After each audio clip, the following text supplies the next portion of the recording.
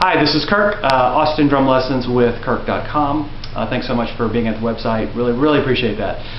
This video is for you if you consider yourself an advanced player. So an advanced player is someone who's been playing for a while, 5-10 years or so, maybe much longer, who has a pretty good vocabulary of styles, patterns, fills, got a lot of cool stuff going on, is also now pretty grounded in dynamics, pretty grounded in having developed their own individual unique sound. And so now we're there, and now we're stepping off into the next arena, which in my view is advanced player. So with advanced players, here's what we're dealing with. Most of my experience is in live playing, and a lot of my experience is in gigs for hire, which is a very interesting animal. So first of all, let's start with just live performances. Definitely a strength of mine, and here what we're dealing with is a really fine level of what it is that you're listening for. What are you hearing? What are you listening for as a live drummer? Oftentimes there's a tendency playing live to be kind of self-absorbed. Like, am I doing this right? Did that sound good? Am I speeding up and am I slowing down? How am I doing with the bass player? Does the audience like me? Oh, did I mess that one up? Blah, blah, blah, blah, blah, blah, blah. Just your brain is full and filled with thoughts. Unfortunately, none of that is helping you perform live. In fact, quite the contrary. So one of the things that we really start to deal with is directing what you have your attention on. And here are some things there's no correct or right thing to have your attention on, but there are some things you'll have your attention on that will really empower your playing and improve your performance. And there are some things that you'll have your attention on that do not. So we start to kind of look at what those things are and really give you access and skills to setting aside those things that you would have your attention on or be thinking about or listening for that are not helping you, and start to create things you could have your attention on, or what you're thinking about, or what you're listening for, that really do empower you and make a dramatic difference in your performance. So that's definitely a big part of what we're dealing with. Secondly, I'll just throw you a little bone here. There's something that I call shaving, and I've recently, over the last couple of years, been having these conversations with a couple of the very experienced players. Shaving. So shaving, you hear it all the time, especially live performances. You hear really great performers do this all the time, and it's shaving off a little bit of time on a specific phrase. So you might be playing a pattern, your tempo might be great, your timing might be fabulous. We're not talking about, oddly enough, we're not talking about tempo and timing, okay? There is what happens in the individual phrases within a tempo. That may be a little hard to get, I'm not sure, but so typically what happens, someone plays a phrase, it's a fill, it's a rest, it's a break, something's going on, and you can hear oftentimes 2 or 3 people in the band are doing it at the same time. So you have to, it really takes something to establish something else.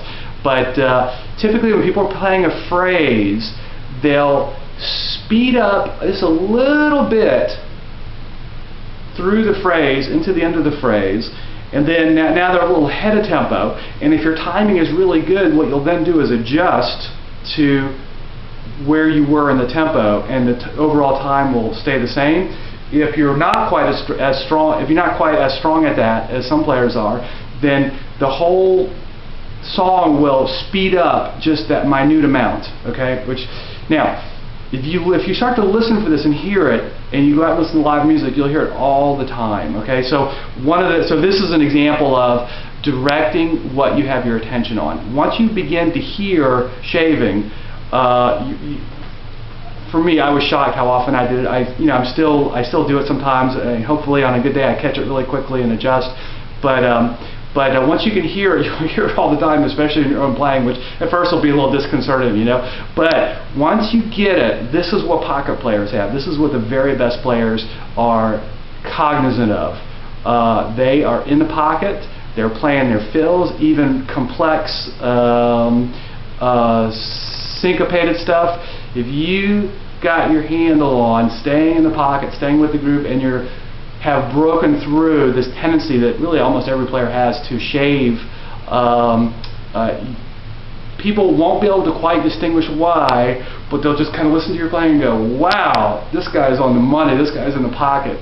It's very interesting. I've kind of been known as an aggressive player most of my career. Started out playing jazz and funk, grew up in New Orleans, lots of aggressive, syncopated techniques and so forth, threes on top of fours and all that kind of stuff. And then I began having this conversation with a friend of mine who's a guitar player, just really awesome musician. And it was really the first time I had dealt with this thing, and I really started paying attention to my playing inside of this conversation. And I did a gig for hire with a band. And in my world, sometimes it really happens. Sometimes it's really not that great. It was kind of like it was kind of like a not so great category for me. But a drummer in the audience came up to me, first time he'd ever heard me play, and says, "Wow, Kirk, I love pocket players." Now, I've been accused of a lot of things as a drummer, but I've never been accused as a pocket player. So really just that one conversation gave me access to being a pocket player when I want to be a pocket player. And then, the other stuff I'm already really good at, So that's just a brief example and a little tidbit for you. But so in advanced players, we're definitely dealing with techniques and patterns and fills, but it's really the context that all that exists inside of that for me is the difference between an intermediate player and an advanced player. It's really how you hold in your own mind what you're up to, how you're listening, what you have your attention on. Those are the things that really make a player an advanced player in my view. And then so just some other things.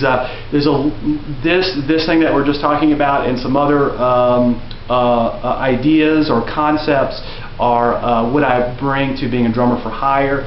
Over the last few years, I've had a lot of success being a drummer for hire. I've been thrown into what might be considered very difficult situations. 3-hour notice. Fusion jazz bands with 5/4s and 7/4s and all this kind of crazy stuff going on. But I can really work with you to distinguish what it is that I'm thinking about and where I listen from that allows me to do those effectively. And if you look on I have another website called kirkmcdowell.com. It's my drummer for hire website. But you'll see just a string of some very kind words of bands and musicians around town that I've worked with.